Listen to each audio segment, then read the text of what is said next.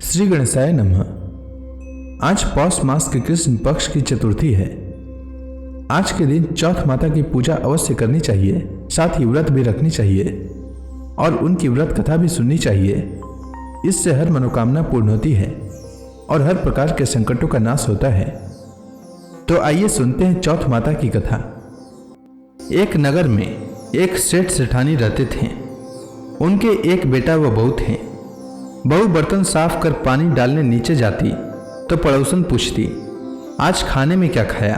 तो वह कहती, बासी कुसी तरबासी। एक दिन जब वह बर्तन साफ कर पानी फेंकने गई तो प्रतिदिन की तरह पड़ोसन ने पूछा, आज खाने में क्या खाया? तो उसने प्रतिदिन की तरह उत्तर दिया, बासी कुसी तरबासी। उस दिन सेठ के बेटे ने उसकी बात सुन ली और मन ही मन सोचने लगा, अभी तो यह गर्मा गर्म भोजन करके आई है, फिर ये पड़ोसन को बासी क्यों बता रही है। दूसरे दिन उसने अपनी माँ से कहकर खीर खांड का भोजन बनवाया। माँ, बेटा और बहू ने साथ बैठकर प्रसन्नता से भोजन किया। बहू बर्तन साफ कर पानी डालने नीचे गई तो पीछे पीछे उसका पति भी गया।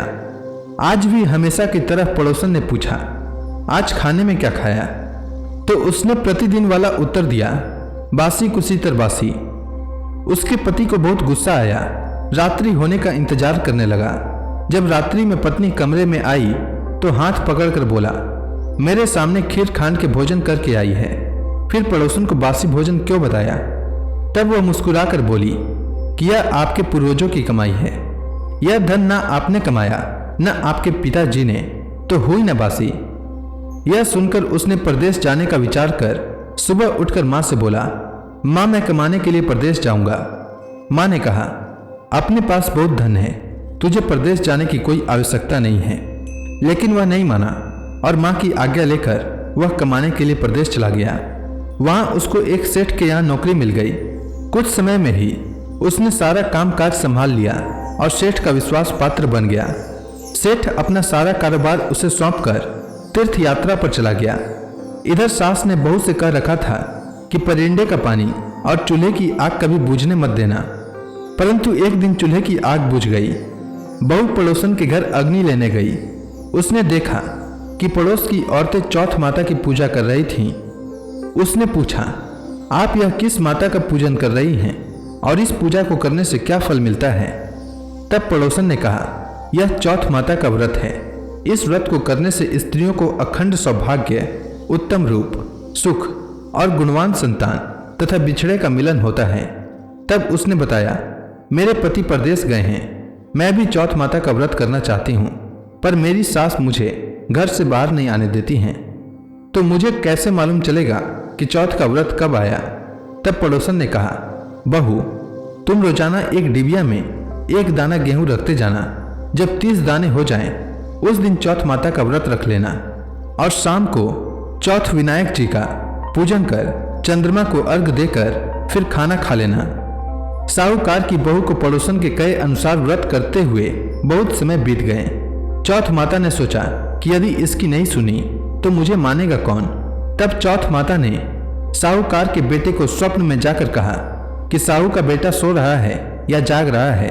तो उसने कहा, ना सो रहा हूँ और ना जाग रहा हूँ, चिंता में हूँ। इस पर चौथ माता ने कहा, चिंता छोड़ और घर जाकर तेरे परिवार को संभाल।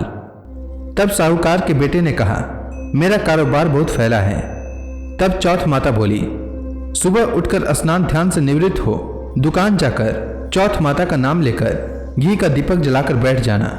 जिसको लेना होगा वह ले जाएगा और जिसको देना होगा वह दे जाएगा। सुबह उसने वैसा ही किया और देखते ही देखते हिसाब हो गया और उसने घर जाने की तैयारी कर ली। घर रवाना हुआ तो रास्ते में एक सांप अपनी 100 वर्ष की आयु पूर्ण करके दाह समाधि लेने जा रहा था। उसने उसको सिसकार दिया। सांप ने गुस्से में कहा, मैं अपनी आयु पूर्ण करके मुक्ति पाने जा रहा था, तूने मुझे टोक दिया, इसलिए अब मैं तुझे डसूंगा। इस पर साहूकार के बेटे ने कहा, मैं 12 वर्ष के बाद अपने घर जा रहा हूँ, मैं अपनी माँ व पत्नी से मिल लूँ, तब डस लेना। तब सांप बोला, तू घर जाकर पलंग पर सो जाएगा।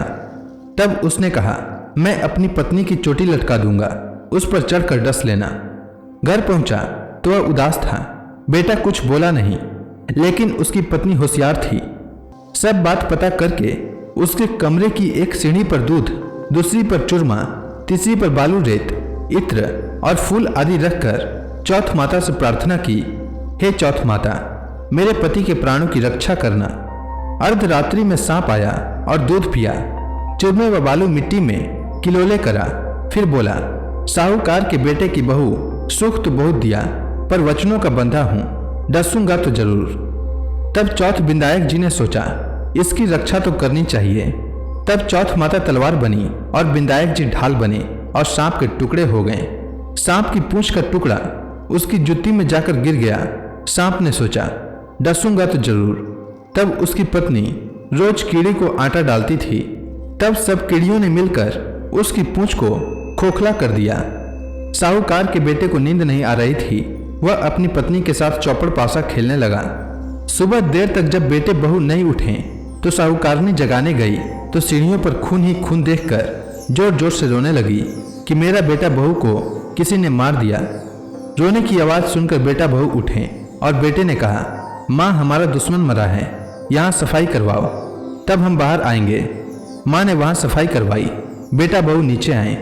बेटे ने पूछा, मेरे पीछे किसी ने कोई धर्म पुण्य किया क्या? तो बहू ने हामी भरी।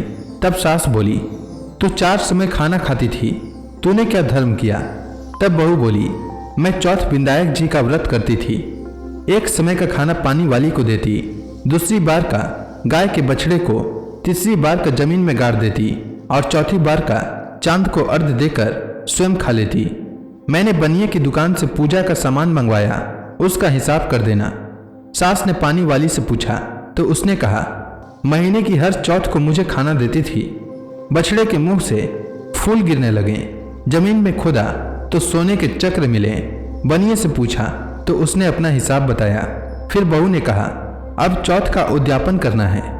सास बहू ने चौथ माता का उद्यापन धूमधाम से किया और सारी नगरी में कहलवा दिया कि सब कोई चौथ माता का व्रत करना। साल की 13 चौथ करना, 13 नहीं तो 4 करना, 4 नहीं तो 2 चौथ माता का व्रत तो अवश्य ही करना चाहिए।